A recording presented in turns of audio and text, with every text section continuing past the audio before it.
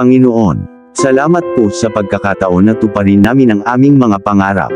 Hinihingi po namin ang iyong gabay at proteksyon, habang hinaharap namin ang mga hamon, at kawalan ng katiyakan ng kinabukasan. Ipinagdarasal po namin, ang mga taong naniniwala sa amin, na sumusuporta, at naghihikayat na magpatuloy. Pakibigyan po sila, ng biyaya at kapayapaan, at punuin po ang kanilang mga puso ng pag-asa at kagalakan. Nagpapasalamat po kami sa kanilang presensya sa aming buhay, na labis naming pinapahalagahan. Ipinagdarasal din po namin na magkaroon kami ng lakas ng loob, tiwala sa sarili, at pagtitiyaga na malampasan ang anumang hadlang at makamit ang aming mga pangarap.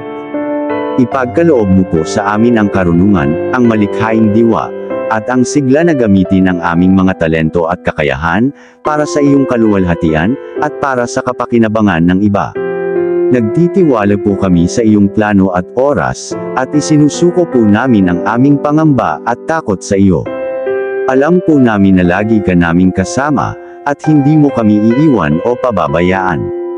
Nagpapasalamat po kami sa iyong walang hanggang pag-ibig at awa. Sa pangalan ni Jesus. Amen.